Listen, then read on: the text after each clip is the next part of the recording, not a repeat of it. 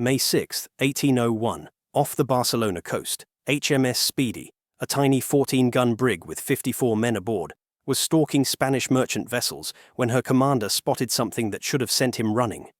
The Spanish frigate El Gamo, mounting 32 guns and carrying 319 crew. The mathematics were absurd. 6 Spanish sailors for every British one, more than twice the firepower. A ship that could blow the little Speedy to matchwood in a broadside. Lord Thomas Cochrane, 25 years old and commanding his first proper warship, studied the frigate through his telescope and made a decision that would define his legend. He was going to capture her. In 15 minutes of brutal hand-to-hand combat, Cochrane and his tiny crew would board and take El Gamo in what remains one of the most lopsided victories in naval warfare history. This wasn't luck. It was tactical genius, audacity bordering on madness, and leadership that turned 54 men into an unstoppable force. And incredibly, El Gamo was just one of 5 vessels Cochrane captured that single day. If you want to understand how impossible victories happen, hit that like button and subscribe. Thomas Cochrane was born on December 14, 1775, into Scottish aristocracy that came with an impressive title, Earl of Dundonald, and absolutely no money to match it. His father was an eccentric inventor who'd squandered the family fortune on harebrained schemes and scientific experiments that never quite worked, leaving young Thomas with aristocratic bloodlines and empty pockets. This combination would shape everything about his naval career, because whilst other noble-born officers could afford to buy comfortable positions and wait for seniority to deliver promotions, Cochrane needed prize money desperately. Every captured enemy ship meant a share of its value distributed among the crew, with the captain taking the largest portion. For Cochrane, aggressive tactics weren't just about patriotism, they were about financial survival. He joined the Royal Navy in 1793 at 17 as a midshipman, entering a service that was simultaneously the most powerful navy in the world and riddled with incompetence, corruption, and nepotism. Officers purchased commissions, admirals appointed their relatives to cushy positions, and actual merit was optional. Cochrane's uncle, Admiral Sir Alexander Cochrane, helped him initially, but Thomas quickly developed a reputation as brilliant, arrogant, and dangerously willing to criticize superior officers who he considered idiots. This didn't make him popular with the establishment, but it did make him effective. He studied seamanship obsessively, learned to handle ships in conditions that terrified other officers, and developed tactical theories about how small vessels could defeat larger ones through speed, surprise, and sheer audacity. By 1800, Cochrane had earned enough grudging respect to receive his first independent command, HMS Speedy, handed over in April of that year. It should have been an honor, but most officers considered Speedy a joke. She was a 158-ton brig, barely bigger than a merchant sloop, armed with 14 tiny 4-pounder guns that fired cannonballs weighing just 4 pounds. Most frigates carried 18 or 24-pounders. Ships of the line mounted 32-pounders. Speedy's broadside was pathetic by comparison, and her crew of 54 meant she couldn't even properly man all her guns simultaneously during combat. Previous commanders had used Speedy for boring convoy escort duty, avoiding anything resembling actual combat because she simply couldn't fight proper warships. Cochrane looked at Speedy and saw potential everyone else had missed. She was fast. Her small size and shallow draft meant she could sail in waters deeper vessels couldn't enter and could accelerate quickly in light winds. She was maneuverable, able to turn inside larger ships' turning circles. And most importantly, she was expendable in the Admiralty's eyes, which meant Cochrane could take risks that would get him court-martialed if he commanded something valuable. He immediately set about transforming Speedy into his personal weapon, drilling the crew relentlessly in gunnery until they could fire 3 rounds for everyone a Spanish or French crew managed, training boarding parties for hand-to-hand combat, and developing tactics specifically designed for a ship that couldn't win conventional naval engagements. From April 1800 through early 1801, Cochrane turned Speedy into a terror along the Spanish coast, capturing merchant vessels, raiding harbors, and generally making himself such a nuisance that Spanish captains began calling the little brig El Diablo, the Devil. The prize money was accumulating nicely, but Cochrane was growing bolder, taking on larger targets, pushing his luck further with each success. Which is exactly the mindset he was in when he spotted El Gamo on the morning of May 6, 1801, and decided that capturing a frigate 6 times his strength was perfectly reasonable. HMS Speedy was 78 feet long from bow to stern, with a beam of 25 feet, dimensions that made her smaller than many merchant vessels plying Mediterranean trade routes. Her 158 tons of displacement meant she sat low in the water, drawing just 9 feet of draft, which was simultaneously a weakness and a tactical advantage. In any kind of serious sea state, waves would wash over her decks, soaking the crew and making gunnery nearly impossible. But in the calmer waters of the Mediterranean, that shallow draft meant Speedy could hug coastlines, slip into harbours, and operate in waters where frigates and ships of the line couldn't follow without risking running aground. The armament was almost comical by warship standards: 14 4-pounder guns, 7 mounted on each side.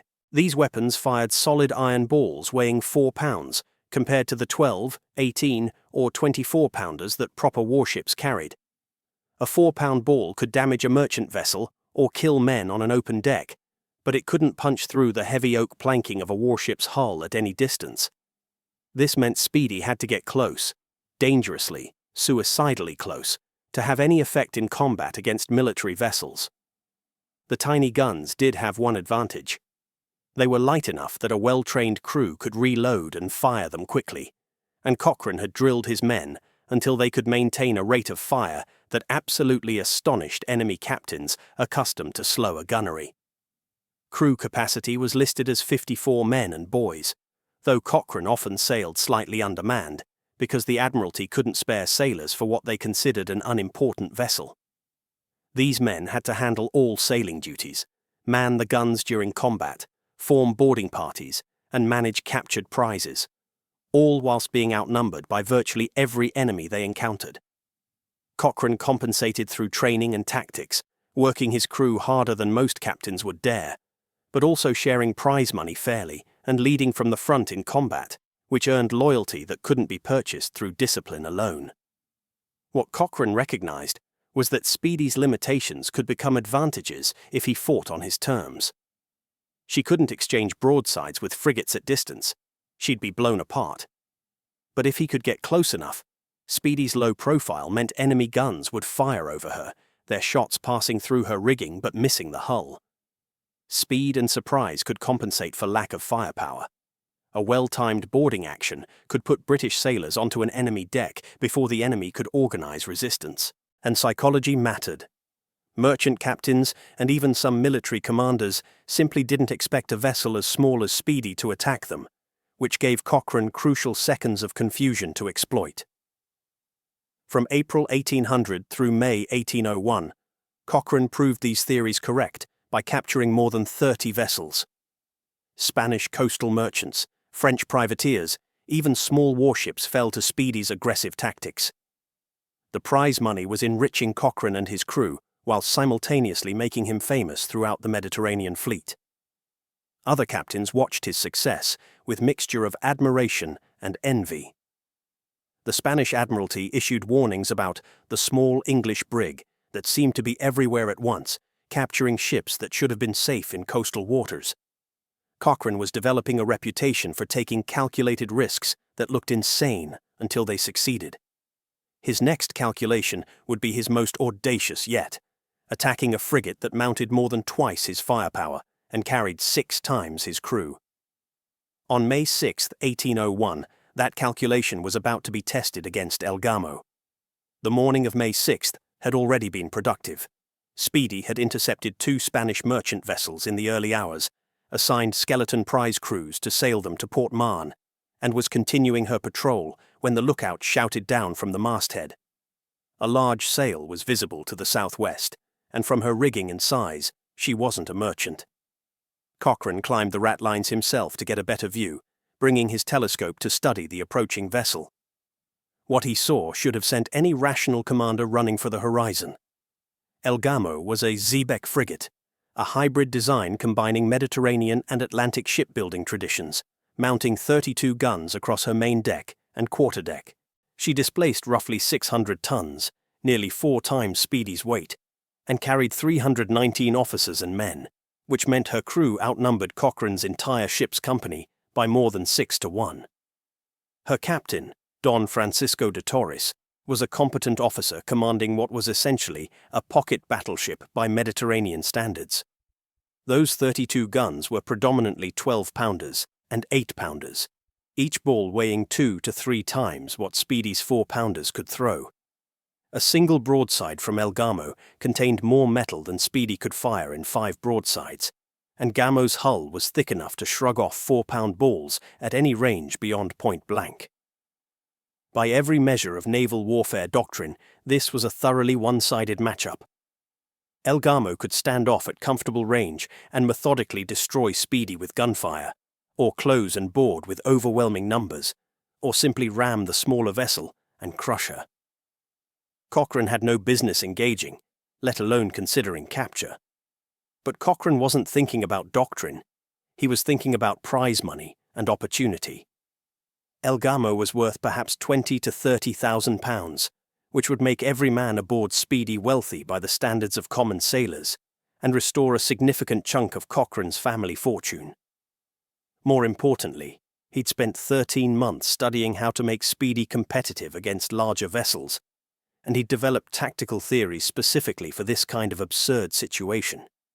Spanish crews, in his experience, were often poorly trained in gunnery and lacked the boarding action experience that British crews maintained. Gamo's size was intimidating, but it also made her less maneuverable, and her high sides meant her guns couldn't depress to hit a low-profile target at close range. The calculation was simple if insane. Get close enough that Gamo's guns couldn't hit Speedy, use rapid fire to create chaos on her decks, then board with his entire crew before the Spanish could organize their numerical advantage. It required perfect timing, absolute crew discipline, and a willingness to accept that one mistake would mean death for everyone aboard. Cochrane turned to his first lieutenant and gave orders that must have sounded like suicide. They were going to close with El Gamo, and they were going to take her. The crew's reaction was predictable. These were men who'd followed Cochrane through 13 months of successful actions, who trusted his tactical judgment, but who could also count. 54 against 319 wasn't bravery, it was mathematics that guaranteed slaughter. But Cochrane had one advantage that no calculation could capture. He was absolutely convinced it would work, and his certainty was infectious. If their captain believed they could take a frigate 6 times their strength, perhaps they could. Speedy altered course, setting an intercept vector with El Gamo.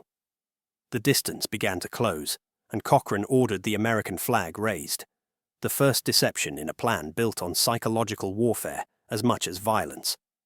Cochrane's approach was a masterpiece of calculated deception. Speedy came on flying American colors, which was technically legal under the customs of naval warfare. You could fly false flags until the moment you opened fire, at which point you had to raise your true colors or be considered a pirate. The American flag bought him precious time because Spain wasn't at war with the United States, and Don Francisco de Torres, watching the small vessel approach, assumed this was a neutral trader, perhaps seeking to exchange information or request assistance. Cochrane used a speaking trumpet to hail El Gamo in halting Spanish, claiming to be an American merchant brig with letters for the Spanish authorities, requesting permission to come alongside. The whole performance was absurd. No genuine American merchant would voluntarily close with a Spanish warship, but it bought Speedy another 100 yards of approach before Torres grew suspicious. By the time the Spanish captain realized something was wrong, Speedy was at point-blank range, perhaps 50 yards off Gamo's side. Cochrane struck the American flag and raised British colours in a gesture that announced his true identity and intentions simultaneously. Torres, caught completely off guard, screamed orders for his gun crews to fire, and Gamo's starboard battery erupted in a ragged broadside that should have torn Speedy apart. But Cochrane had positioned his vessel perfectly. Speedy was so low in the water and so close to Gamo's high sides that the Spanish guns literally couldn't depress far enough to aim at her hull. The cannonballs screamed overhead, shredding Speedy's rigging and sails, but passing completely over the deck, where her crew stood at their guns. The physics of the situation were brutally simple. Gamo's guns were mounted on a deck perhaps 12 feet above the waterline, firing through gun ports cut into her sides. Speedy's deck was perhaps 6 feet above the water, and at 50 yards range, the angle required to hit that low target was beyond what the gun carriages could achieve.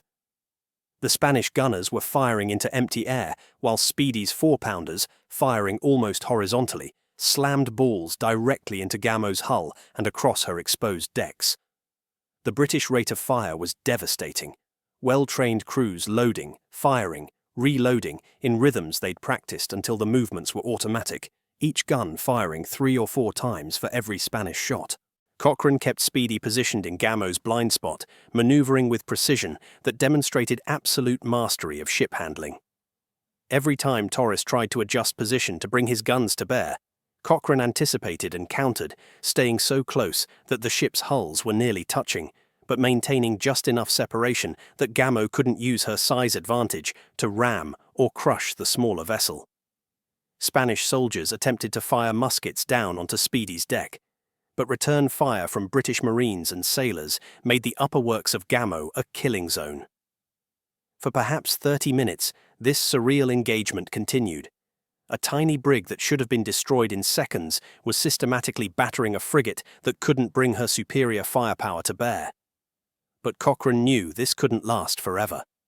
Spanish casualties were mounting, but so were British losses, and eventually Torres would organize a countermove. The Spanish could flood their upper decks with armed men and attempt a boarding in reverse, using their overwhelming numbers to swarm onto Speedy. Or they could cut away damaged rigging and maneuver out of Speedy's killing zone. Cochrane needed to end this before the Spanish captain regained tactical initiative. He gave the order his crew had been simultaneously anticipating and dreading. They were going to board El Gamo, all 54 of them, and they were going to take her from 319 Spanish sailors through sheer audacity and violence. Cochrane's boarding plan was built on deception, layered upon deception, because he understood that whilst he couldn't actually match Spanish numbers, he could manipulate Spanish perception. He divided his tiny crew into 2 waves, the first consisting of roughly 20 men under his first lieutenant, the second comprising 30 men that Cochrane would lead personally. This left exactly 4 sailors aboard Speedy, the helmsman, and 3 others whose job was to keep the brig positioned against Gamo's side. To these 4, Cochrane gave peculiar orders. They were to shout constantly, bellowing commands as though directing men below decks to prepare for boarding, creating the auditory illusion of reserves that didn't exist. The first wave prepared themselves with psychological warfare in mind. Cochrane ordered them to blacken their faces with soot and coal dust from the galley stove, transforming British sailors into demonic apparitions. In the chaos of close combat, in the smoke and confusion, this simple trick would make counting attackers nearly impossible and would create momentary paralysis in defenders who weren't sure what was coming at them. At Cochrane's signal, these 20 men swarmed over Speedy's side onto Gamo's deck with cutlasses, boarding pikes and pistols, screaming like banshees, hitting the Spanish crew like a shockwave of violence. The Spanish response was exactly what Cochrane had calculated: confusion and momentary panic. Torres had perhaps 200 men on deck at that moment, which should have meant the British boarding party would be immediately overwhelmed and killed. But the blackened faces, the screaming, the sheer audacity of the attack, and the shouting from Speedy suggesting more men were coming created a few seconds of psychological paralysis. Spanish sailors recoiled, formed defensive clusters rather than counter-attacking, and tried to understand what was happening whilst British cutlasses were already among them. Cochrane waited approximately 90 seconds, long enough for the Spanish to commit to defending against the first wave, long enough for the fighting to concentrate Spanish attention, then led his second wave aboard. Now 50 of Speedy's 54 crew were on Gamo's deck, outnumbered more than 6 to 1, but moving with coordinated violence, whilst the Spanish were still reacting. Cochrane fought at the front, wielding his sword personally, leading by example in a way that inspired his men and terrified the Spanish. Behind him, British sailors fought with the desperation of men who knew retreat was impossible and the ferocity of men who trusted their commander's tactical genius. The combat was brutal and intimate. Cutlass against cutlass, men grappling hand to hand, pistols fired at point-blank range, boarding pikes thrust into bodies, blood making the deck treacherous. Spanish numbers should have told within minutes, but Cochrane's timing and psychology had created a situation where the British were concentrated and coordinated, whilst the Spanish were dispersed and confused. Don Francisco de Torres fought bravely, trying to rally his men, but the momentum had shifted in those first crucial seconds and never reversed. 15 minutes after the first British sailor set foot on Gamo's deck, it was over. Torres was down, either killed or mortally wounded. Accounts differ. His second-in-command, seeing British sailors swarming across the ship and hearing constant shouting from Speedy suggesting more were coming, surrendered. El Gamo, the Spanish frigate that should have destroyed HMS Speedy in a single broadside, had been captured by 54 men who turned tactical impossibility into historic victory. But now Cochrane faced a new problem: holding a ship where the prisoners outnumbered their captors 6-1, and getting both vessels safely to port before the Spanish Navy realized what had happened. The immediate aftermath of capturing El Gamo presented Cochrane with a problem that was almost as dangerous as the battle itself.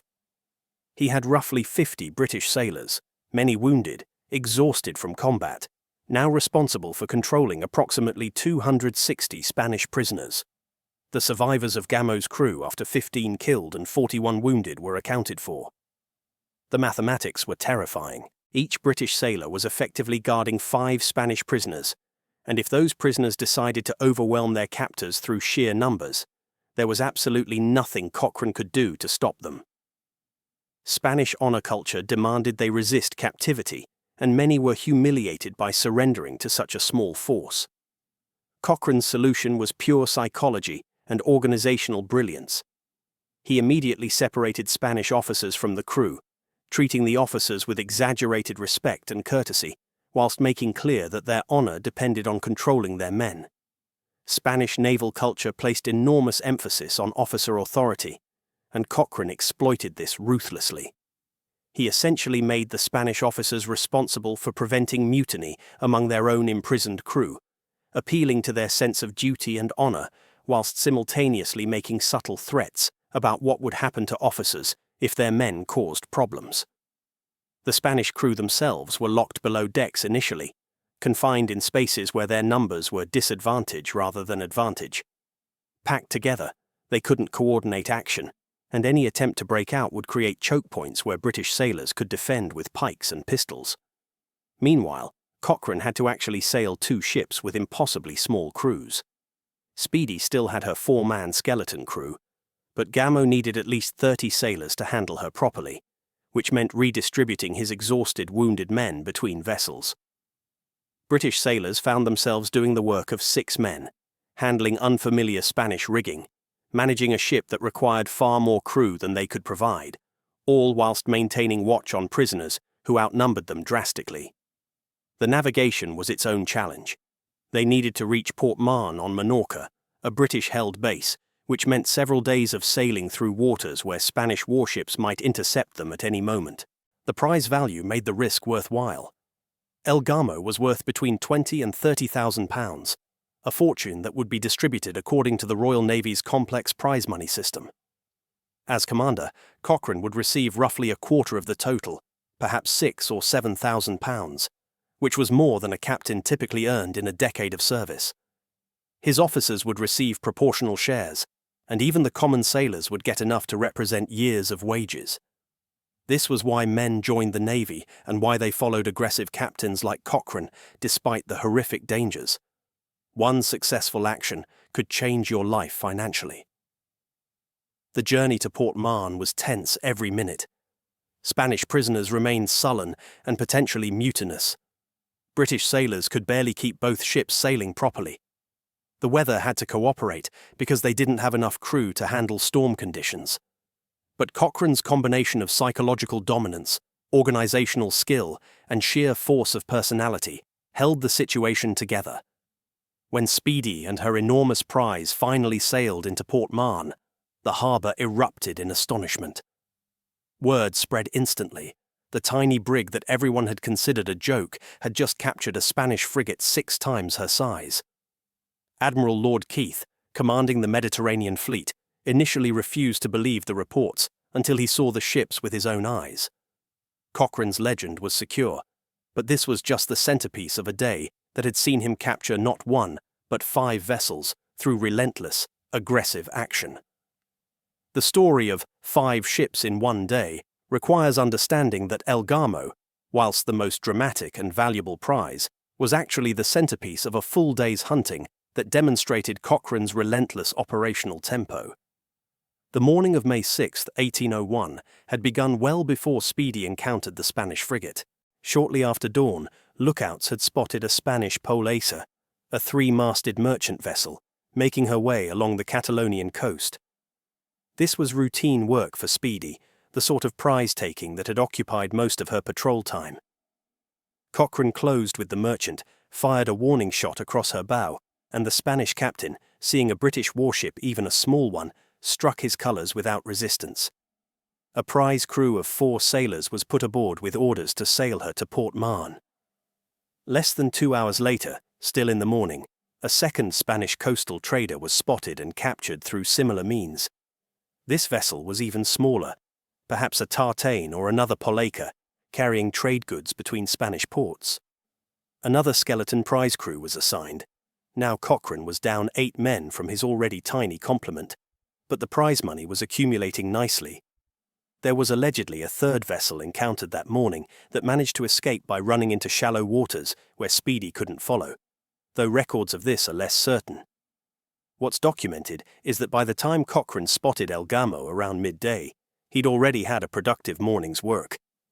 After the capture of El Gamo, which consumed most of the afternoon with the battle itself and then securing the prize and prisoners, Cochrane still wasn't finished. Late in the day, with the sun lowering toward the western horizon, Speedy encountered yet another Spanish merchant vessel. At this point, Cochrane had perhaps 40 men available aboard Speedy, the rest distributed between prize crews and aboard El Gamo. His crew was exhausted from combat, many were wounded, and by any reasonable standard, they'd done enough for one day. But Cochrane saw another prize, which meant more money, and he ordered the chase. This 4th vessel of the day was captured, though it required warning shots because the Spanish captain couldn't believe such a small British ship, clearly damaged from recent action, would press an attack. The 5th capture is the most debated among historians. Some accounts suggest another small merchant or privateer was taken very late on May 6th. Others suggest this 5th vessel might have been captured early on May 7th and later conflated with the same day's action. What's indisputable is that Cochrane's operational approach was to hunt constantly, capture everything possible, spread his crew impossibly thin across prizes, and continue hunting. This wasn't standard Royal Navy doctrine, which typically emphasized consolidating prizes before seeking new action. But Cochrane operated on the principle that aggressive action created its own momentum. Spanish merchants hearing of captures nearby would be paralyzed with caution, and Spanish naval vessels couldn't be everywhere simultaneously. The cumulative effect of May 6, 1801, was extraordinary. One tiny brig with 54 men had captured a major warship plus multiple merchant vessels, inflicted significant casualties, taken hundreds of prisoners, and seized prizes worth collectively perhaps £40,000 to £50,000. The strategic impact went beyond money. Spanish Mediterranean commerce was disrupted, Spanish naval pride was wounded, and Cochrane's reputation transformed from promising aggressive captain to absolute terror of the Mediterranean. British Admiralty officials were impressed, but also somewhat horrified by Cochrane's methods. His success was undeniable, but his willingness to take absurd risks, his tendency to operate independently, and his obvious contempt for cautious doctrine made them nervous. They were right to be nervous, because Cochrane's aggressive tactics were about to lead Speedy into a situation where even his genius couldn't save her. The glory didn't last long. 2 months after capturing El Gamo, on July 3, 1801, HMS Speedy encountered a situation where even Cochrane's tactical brilliance couldn't overcome basic mathematics. A French squadron consisting of 3 ships of the line, massive warships mounting 74 guns each, spotted Speedy off the coast and moved to intercept. These weren't frigates that Cochrane might outmaneuver or merchants he could intimidate. These were floating fortresses, each one capable of destroying Speedy with a single broadside, and there were 3 of them working in coordination. To make matters worse, the wind had died to almost nothing, leaving Speedy becalmed and unable to use her speed advantage. Cochrane attempted every trick in his repertoire. He tried to use Speedy's oars. Small boats could tow her, hoping to reach waters too shallow for the deep-draft French ships. He tried deception, flying various flags, hoping to buy time. But the French commanders weren't fooled, and they had boats of their own to tow their ships. After several hours of this futile chase, the French closed within cannon range. Cochrane, recognizing that resistance was genuinely suicidal this time, struck his colors. He and his entire crew became prisoners of war, and Speedy was taken into French service. It was a humiliating end to the little brig's legendary career, though no one could reasonably criticize Cochrane for surrendering when facing odds that were mathematically impossible even for him. Prisoner exchanges were common during the Napoleonic Wars, and Cochrane was eventually released after several months in French captivity. His reputation from the Gamo action and his overall prize-taking record meant that rather than being blamed for Speedy's capture, he was promoted to post-captain, a crucial rank that put him on track for eventual admiral status. He received command of larger frigates where his aggressive tactics could be applied with more firepower backing them. From 1803 through 1809, Cochrane continued his pattern of spectacular success, commanding HMS Arab, then HMS Pallas, and finally HMS Imperieuse. He operated in the Mediterranean, the Atlantic, and the Bay of Biscay, capturing French and Spanish vessels, raiding coastal positions, and pioneering the use of Congreve rockets in naval warfare, early incendiary weapons that terrified enemies. His most famous post-Speedy action came in April 1809 at the Battle of the Basque Roads, where Cochrane used fireships, vessels deliberately set ablaze and sailed into enemy anchorages, to attack a French fleet trapped in the X roads. The attack was tactically brilliant and destroyed or damaged multiple French ships of the line. But the political aftermath was disastrous. Cochrane had been promised support from the main British fleet to exploit the chaos his fireships created, but the commanding admiral, Lord Gambier, refused to commit his ships, allowing the French to salvage most of their fleet. Cochrane, characteristically, didn't stay quiet about this incompetence. He publicly criticized Gambier and the Admiralty, demanding courts-martial, writing letters to newspapers, and generally making himself the most annoying officer in the Royal Navy. This was precisely the wrong approach if you wanted a successful career in an organization that valued obedience and discretion. Cochrane had also entered politics in 1806, winning a seat in Parliament as a radical reformer, which gave him a platform to expose corruption in Navy administration, lucrative contracts awarded to cronies, sailors cheated of wages, prize money systems rigged to benefit admirals at the expense of crews. He was absolutely right about all of it, and he was making powerful enemies who were waiting for an opportunity to destroy him.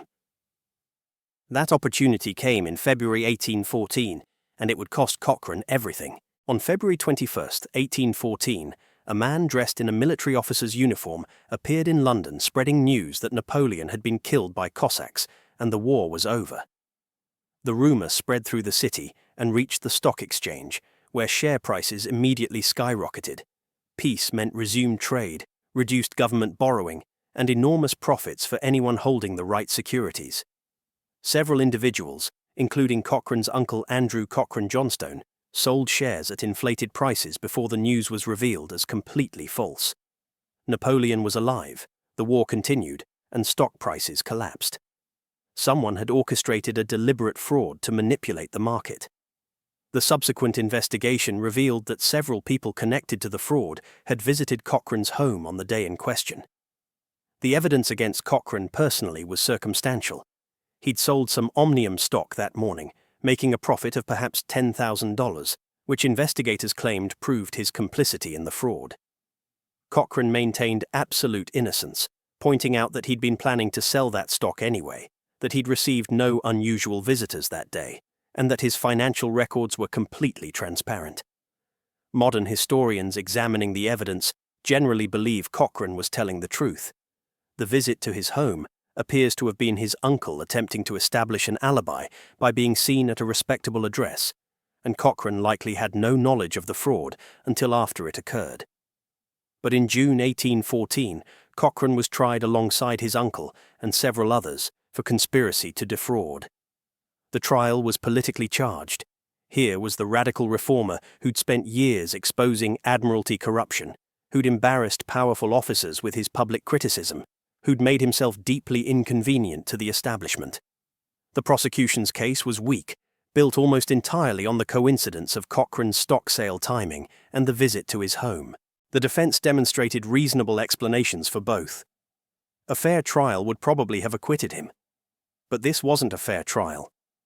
The judge's instructions to the jury were heavily biased toward conviction, and the jury, composed of men from the commercial class that Cochrane had criticized, found him guilty.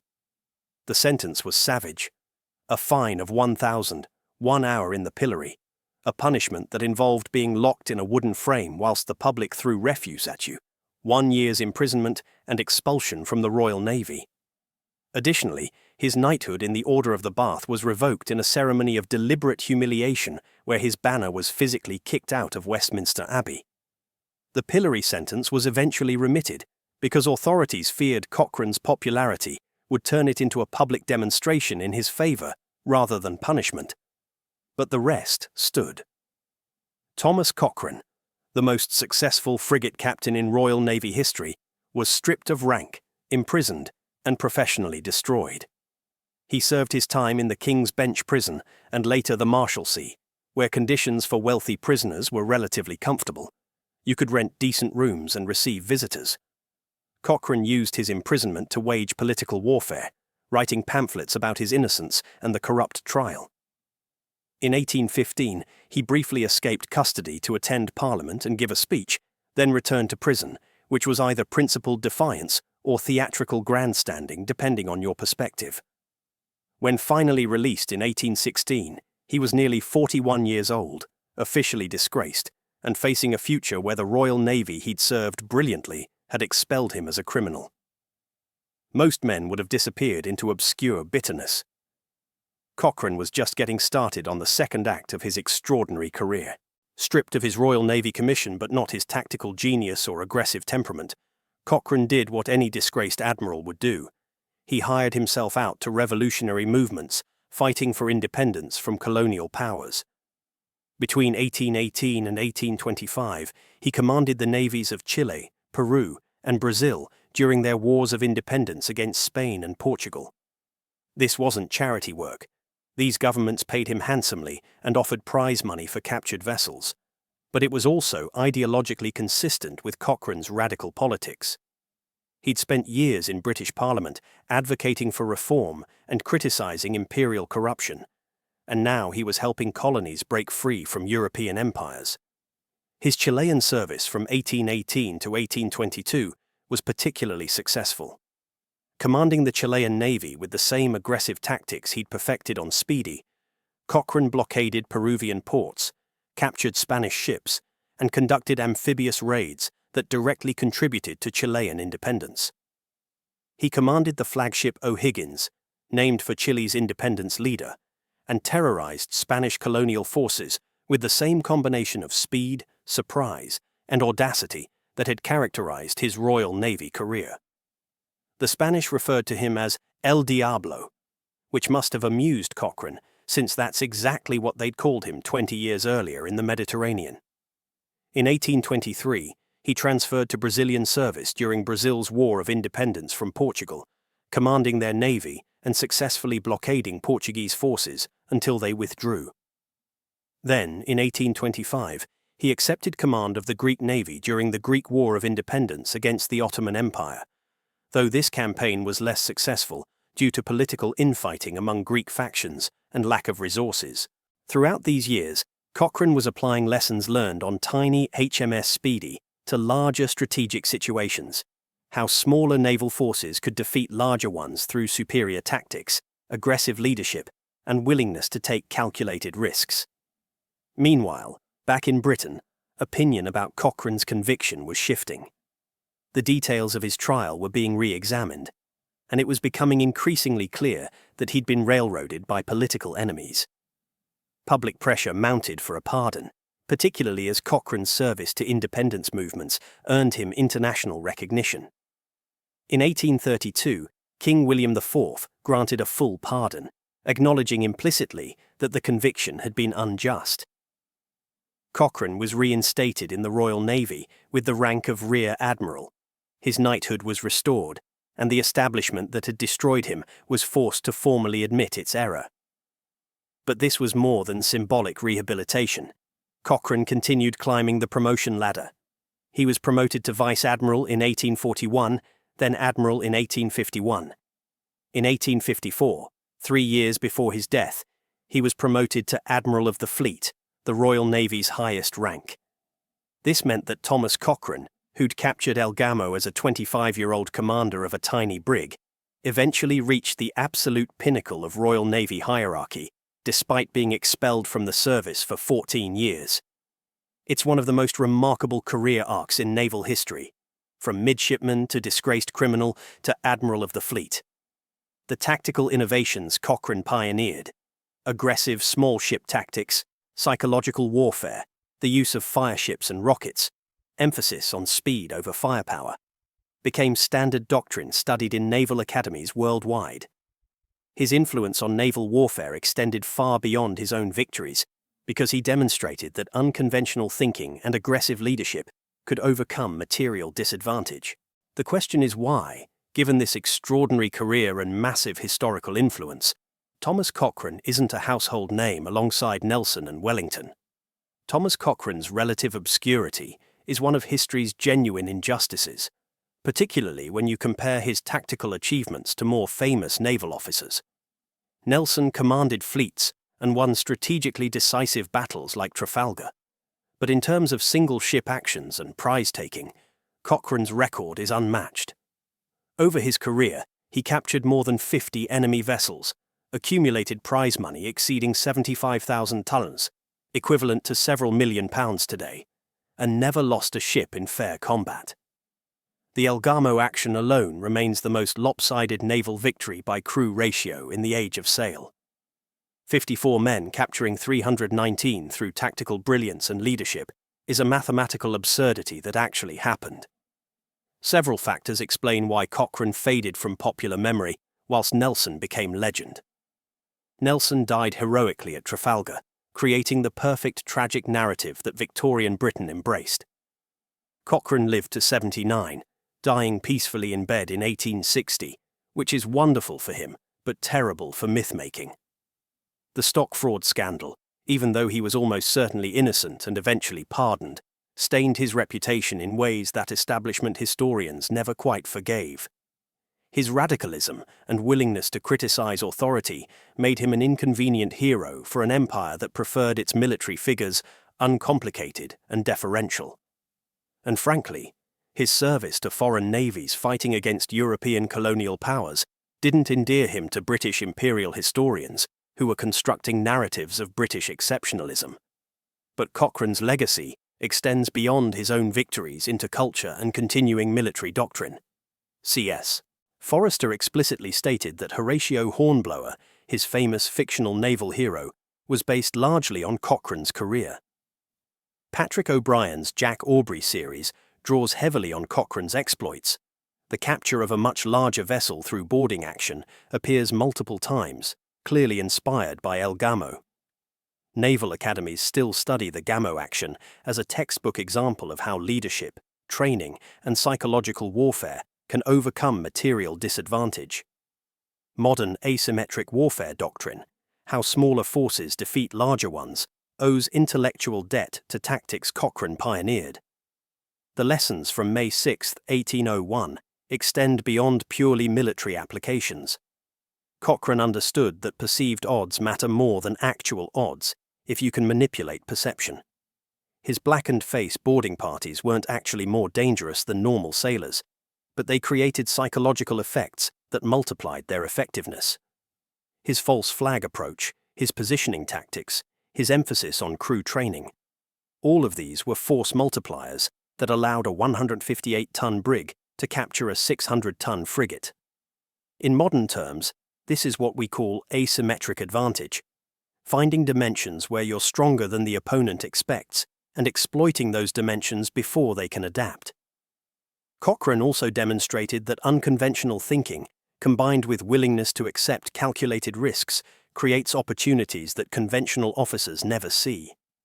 Every other Royal Navy captain who encountered El Gamo would have run away, which is exactly why Cochrane attacked. He understood that Spanish captains wouldn't expect such an absurdly aggressive move from such a small vessel, and that surprise was worth more than gunpowder. This principle, that doing the unexpected creates tactical advantage, remains fundamental to military thinking. Thomas Cochrane died on October 31, 1860, with full honours as Admiral of the fleet, having lived long enough to see his reputation fully restored and his tactical innovations adopted as standard doctrine. He deserves remembrance not just as the man who captured 5 ships in one day or who took El Gamo with impossibly small force, but as someone who understood that brilliance matters more than resources, that leadership can multiply force, and that refusing to accept impossible odds is sometimes the most rational tactical decision possible. If this story showed you something about how extraordinary leadership creates extraordinary results, share it. Hit that like button for the most successful frigate captain history partially forgot. Subscribe for more military history that deserves wider recognition. And drop a comment. What other brilliant but overlooked military commanders should we cover? Because history is full of people like Cochrane who achieved the impossible and then somehow slipped from memory, and they all deserve better.